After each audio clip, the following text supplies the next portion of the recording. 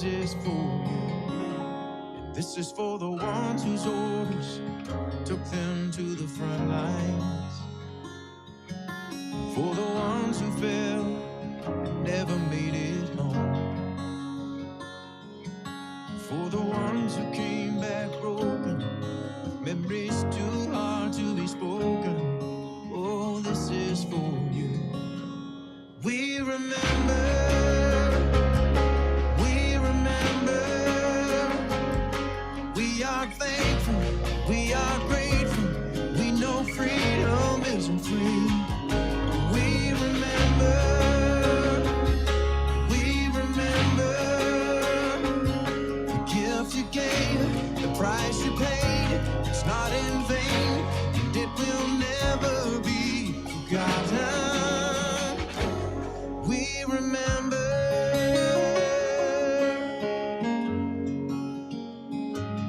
This is for the ones whose war was wandering and waiting. And for the moms and dads and families back at home. Those with pictures by their beds who had to learn to live again. Oh, this is for you. We remember, we remember. We are thankful, we are grateful. We know freedom isn't free. Oh, we remember, we remember. The gift you gave, the price you paid. It's not in vain, and it will never be forgotten. Oh, we remember. Every time we chase our dreams, we pray out loud, we speak our mind, and even when we disagree. Oh, we remember. And though sometimes we've lost our way, we're still the land of the free and the home of the brave. We remember, we remember. We are thankful, we are grateful. We know freedom isn't free. Oh, we remember. The gift you gave, the price you paid. It's not in vain, and it will never be forgotten. Oh, no. We remember.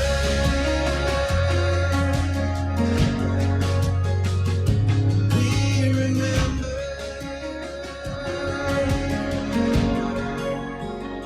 Oh, we remember.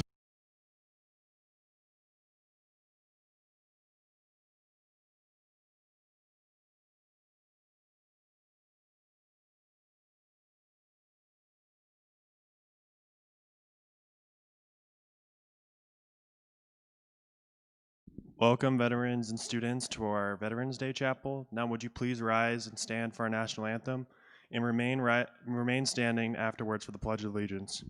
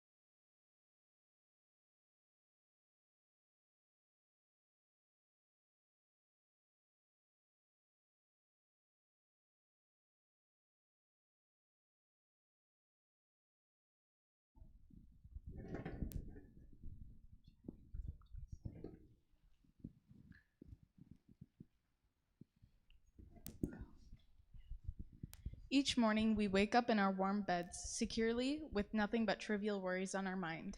We get ready, prepare for the day, and never once think of all the sacrifices that were made so that we could live our lives of ease. Many veterans have gone through much pain and suffering. To call their experiences unimaginable seems cliche. They have seen the most tyrannical sides of human nature. They have been immersed in worlds where struggle and calamity are commonplace. They have been haunted by the effects of combat, even when, Lord willing, they have returned safely to home. In class, we have had the privilege of researching some of these inspirational men, and we want to share their stories to honor them and ensure that their sacrificial gifts are never forgotten. Peter Bijlsma, a World War II veteran, is a perfect example of the courage and perseverance shown by the veterans across our nation. Bijlsma was a soldier stationed overseas in Ireland, England, and Africa. However, less than 2 years after he had been deployed, he was captured and interned as a prisoner of war. In one instance, during his time as a prisoner of war, Bijlsma was forced to march 5 days straight to the Mediterranean Sea, going 3 days without water and 5 days without food. Another veteran, Herman van der Laan, landed in Germany on December 15. He had been in direct combat almost every day since his deployment. Lieutenant van der Laan sacrificed everything as he crawled within 20 feet of enemy forces without concern for his own life. With accurate carbon fire, he overcame the machine gun crew, all 23 pillbox occupants. Van der Laan risked everything and was fatally wounded while serving selflessly in Germany. Alvin Jelgerhuis was an airplane mechanic and right gunner in the 468th Bomb Group. He flew 169.25 operational hours and fought 224.5 combat hours. Jelgerhuis also showed unparalleled bravery as he flew hump missions. Flying the hump was the Army Air Force's most dangerous airlift route. Jelgerhuis's brother Elmer was killed in combat, but when given the chance to go home following that devastating event, Alvin chose to stay and serve. On a Tokyo raid, Jelgerhuis's plane was shot down, and he was captured and became a Japanese prisoner of war, whose camps established death rates 7 times that of the infamous Nazi camps. Peter Schouten was an engineer in World War II. He found himself building pontoon bridges, clearing hazards, deploying and deactivating explosive charges, and assisting in a wide variety of other construction services which supported frontline troops. At the Battle of the Bulge, Schouten was shot in the leg. Thankfully, he was able to rest to safety, but was permanently injured and unable to return to the service. Gerrit ter Horst played an essential role on D-Day. The job of ter Horst in the war was to place explosive devices anywhere he could and destroy anything the Nazis had placed by the shoreline. Gerrit and his team were pummeled with bullets and killed as they stepped out of their watercraft, but their sacrifice was essential to making the invasion possible and eventually winning the war. These men are just a few examples of the strength and courage of veterans. They are the reason we live safely and freely every day, and why we have so much to be thankful for. These men served with inextinguishable fighting spirits, relentless courage, and selfless love. Today, as we are able to sit here feeling free, we would like to thank and honor all veterans from the bottom of our hearts.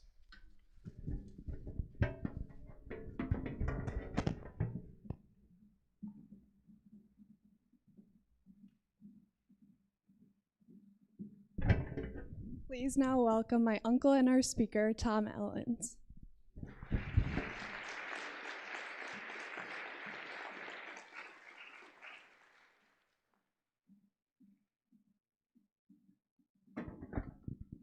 Good afternoon, everyone.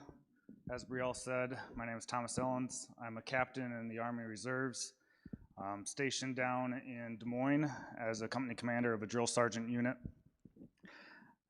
So, as a kid, I always watched a lot of war movies with my father. He was in the Army Reserves, a chaplain, and when I could, I would tag along on his Army duties.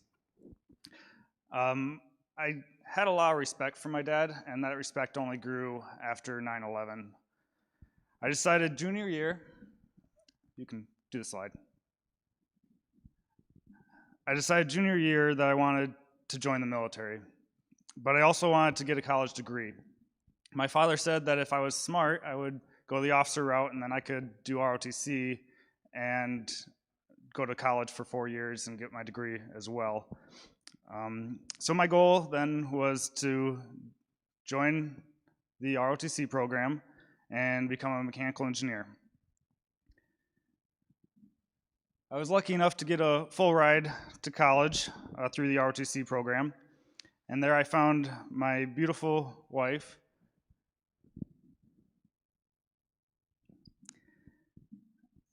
while I was home on Christmas break back here. After 2 years, I was able to call her my wife, and after that, I graduated and got pinned as a second lieutenant by my father, and it took about 9 months to go through summer classes and semesters at college, and yeah, it was a great opportunity that my father was serving along with me and was able to pin me as an officer. My wife and I packed up just a week later and moved back to Northwest Iowa to be close to family. Through the years, I held the positions of a platoon leader in a combat engineering sapper company, platoon leader in a combat engineering mobility augmentation company, an executive officer in a vertical construction company, and a battalion personnel officer in an engineering battalion. And now I'm a company commander. So something happened on April 2018 that I was not anticipating, at least not in the near future. See, now I was a father of 2, and I had one along the way, due in September. I got a call from work from my battalion commander and said, when you get home tonight, call me before you check your Army email. That evening, I was notified that in 30 days, I'd be on ground in Afghanistan. The military needed a specific skill set, and somehow I made it to the top of their list. This meant that the very next day, I had to go to my unit and get transferred off their books.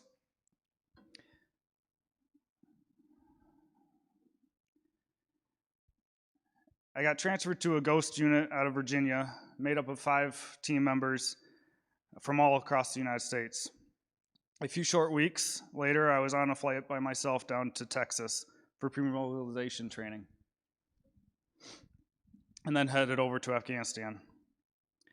I still hadn't gotten word exactly where I was going or what I'd be doing. All I knew is that my orders said that I'd be supporting Operational Freedom Sentinel for a duration of 400 days. It was my understanding that I'd be down in Texas for 1 to 2 months for training, as that was pretty customary. When I reported to Texas, I was notified that just in 5 days, I'd be overseas. This process took a lot of faith in God and trust that He knew best. I had to completely surrender my life to His will. So there I was, flying overseas. I went from Texas to Maine to Germany to Kuwait. Once landing in Kuwait, I got transported by bus to a camp in the desert in the wee hours of the morning. There I sat and waited for clearance to get travel to Afghanistan. Now, where I was, I had to take another bus ride through the night to a different Army base that had a runway on it. I loaded up on a large plane with my 4 duffel bags and enjoyed a nice 6-hour flight. Now, in a combat zone landing, the pilots have 2 options. There's a cone above a base that was secured, and they can either fly over that cone and then corkscrew down to the landing, or they can fly into that cone and then dive straight down and pull up at the last minute. It was this instance that I knew I was entering a combat zone. Pretty soon, the floor of the aircraft, or the front of the aircraft became the floor. And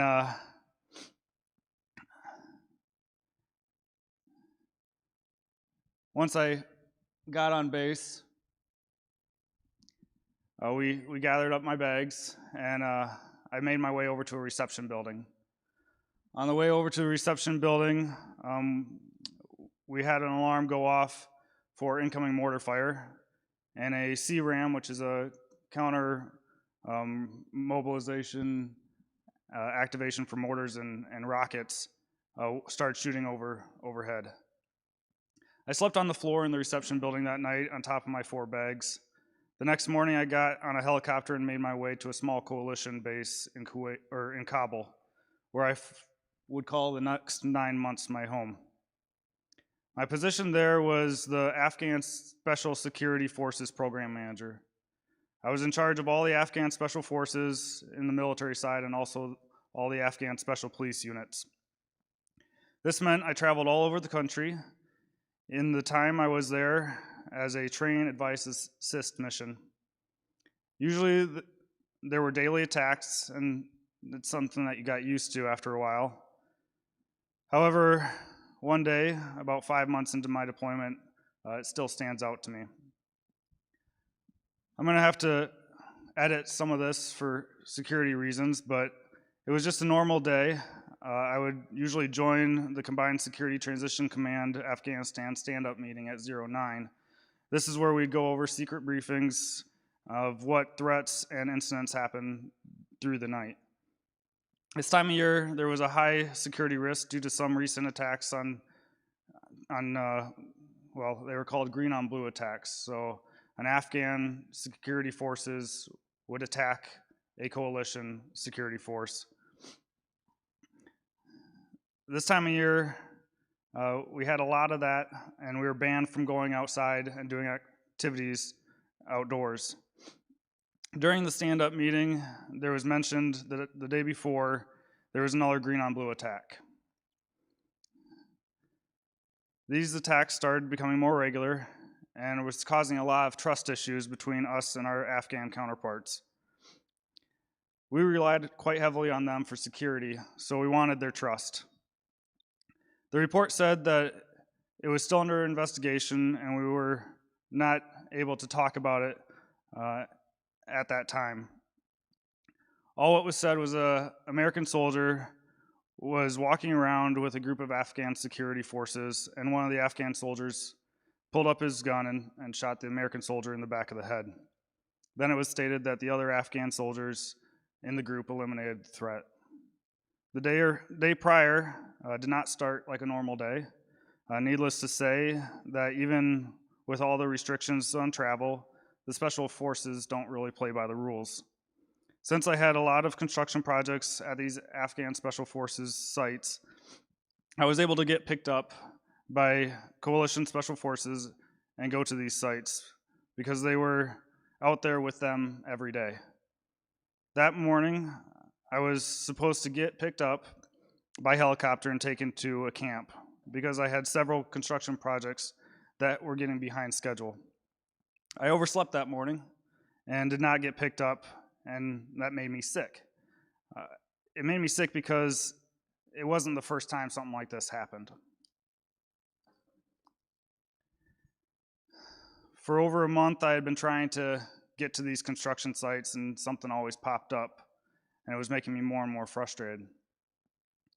Flashback to the current day, I had heard where the green on blue attack happened, or I hadn't heard where it had happened, and quite honestly, I'd be multitasking during these stand-up meetings.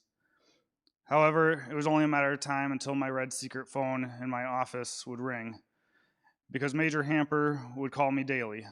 He was my main point of contact with the Special Forces, and he would line up most of my travel if I needed to go out with the Special Forces mission. I ran the program, and several of these project managers would report up to me on specific projects.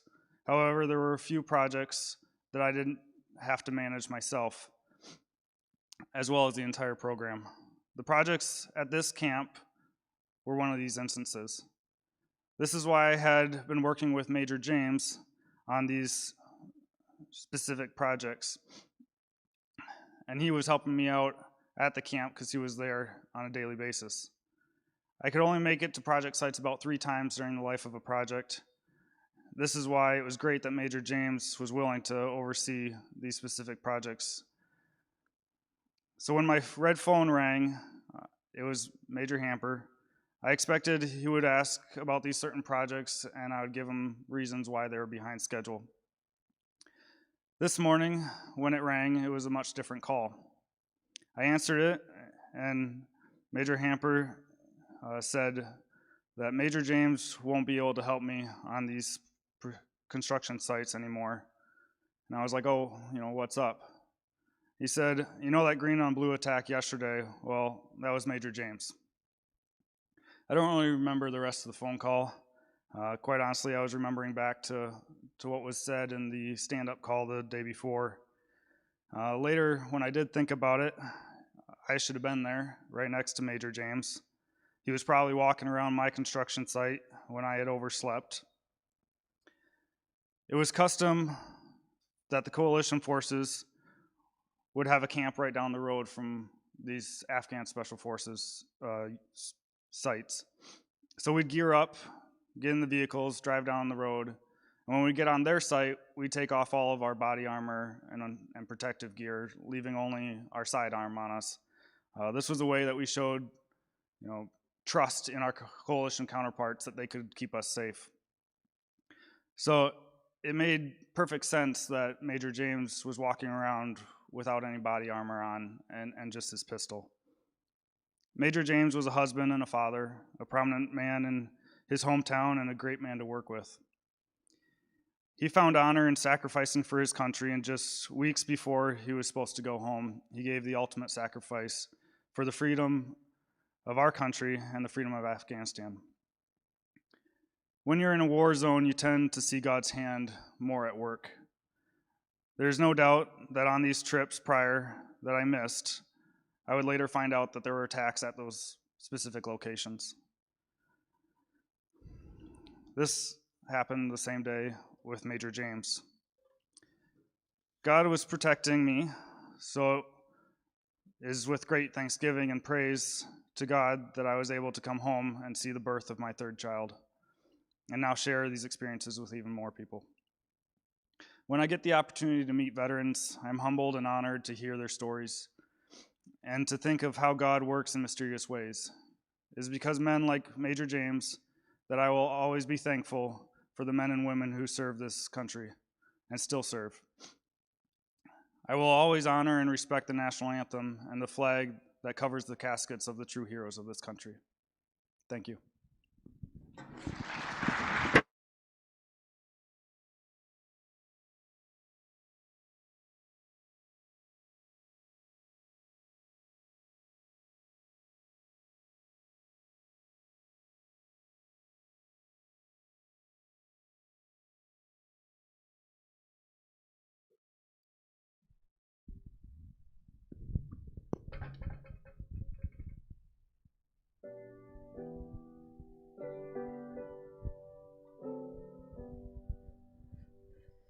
Amazing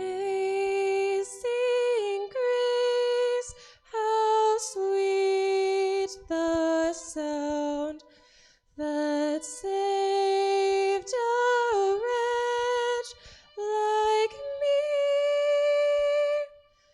I once was lost, but now am found, was blind, but now I see. Through many days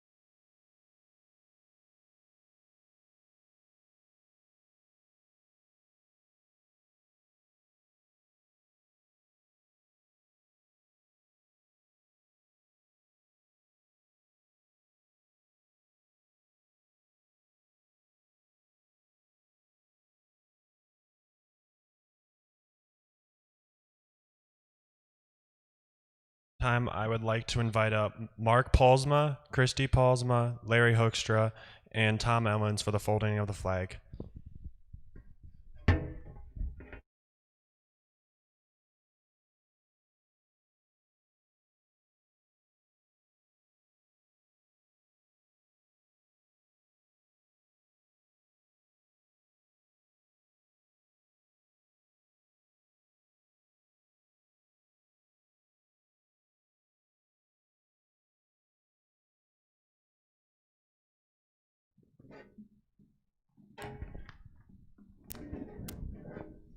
In honor of those veterans who have passed away, we will fold the flag.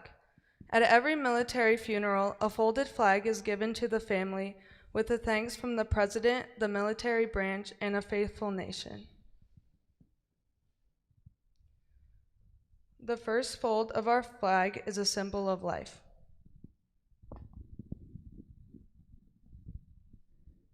The second fold is a symbol of our belief in eternal life.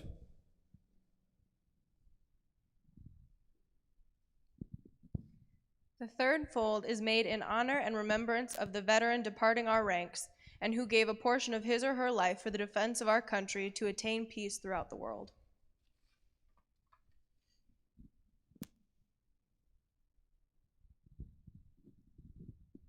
The fourth fold represents our weaker nature. As American citizens, trusting in God, it is Him we turn to in times of peace, as well as in times of war, for His divine guidance. The fifth fold is a tribute to our country. In the words of Stephen Dakar, our country is dealing with other countries. May she always be right, but it is still our country, right or wrong. The sixth fold is for where our hearts lie. It is with our heart that we pledge allegiance to the flag of the United States of America and to the republic for which it stands, one nation, under God, indivisible, with liberty and justice for all.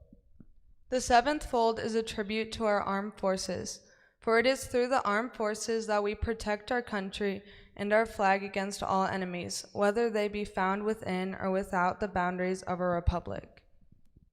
The eighth fold is a tribute to the one who entered into the valley of the shadow of death, that we might see the light of day, and to honor our mother, for whom it flies on Mother's Day. The ninth fold is a tribute to womanhood. It has been through their faith, love, loyalty, and devotion that has modeled the character of the men and women who have made this country great. The 10th fold is a tribute to Father, who has also given his sons and daughters for the defense of our country since he or she was first born. The 11th fold represents the lower portion of the seal of King David and King Solomon and glorifies the God of Abraham, Isaac, and Jacob. The 12th fold represents an emblem of eternity and glorifies God the Father, the Son, and Holy Ghost. The 13th and last fold. When the flag is completely folded, the stars are uppermost, reminding us of our national motto, "In God we trust."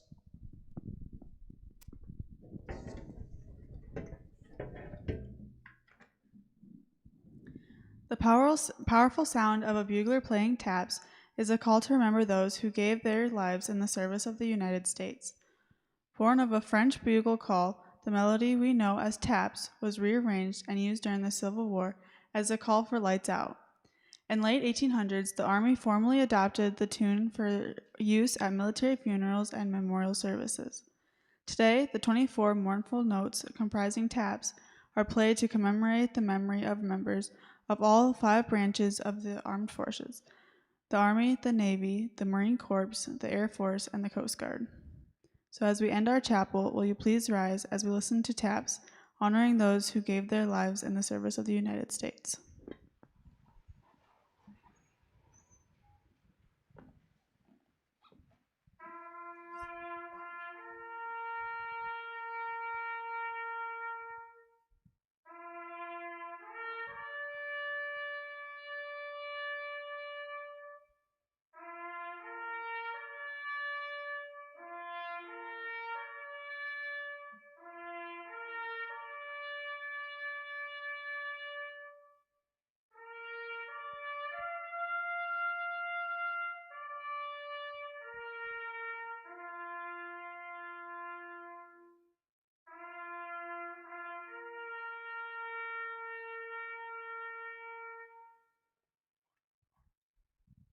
You are dismissed.